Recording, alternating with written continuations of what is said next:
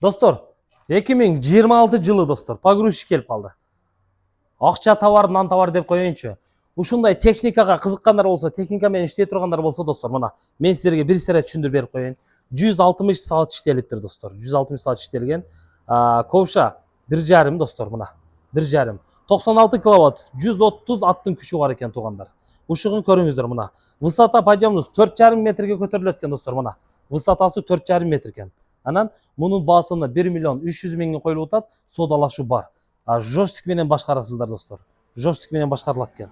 Ушул погрузчикти көрүңүздөр. Мына баллондору деле ошол заводской өзүнүн заводдон чыккан баллондор. Конечно, 2026 болгондон кийин бунун бүт жагы жакшы.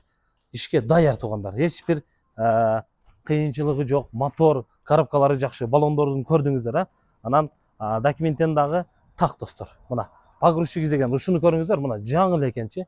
Моторлору вообще мощный деп атат ээси. Кыскасы жумушка даяр экен. Эми бул ондо бүт жагы жакшы болсо эмнеге сатып атат экен деген ой болот да. Ой болот. Чындыгын айтканда туугандар, эми убактысы болбой калыптыр буга. Эми бул акабыз башка техника менен иштеп, буга убактысы болбой калгандыгынан сатууга чыгып атат. 1 300 000 бир аз жол кирейлерге содалашуу бар. Обмен варианты жок, только наличкага.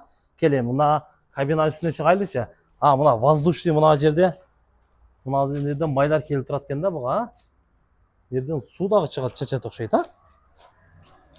Мынакей. Ушул погрузчик көрүңүздөр, Баткендин өзүндөн көрөсүздөр. Так, бисмилла деп бир чыгайлычы бул жагына.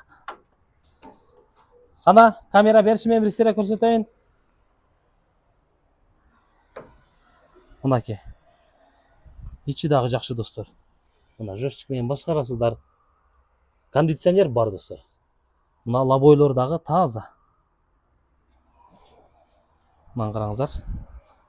Кызыккандар болсо ушуну бир комментарийге жазыңыздарчы. Кандай техника достор?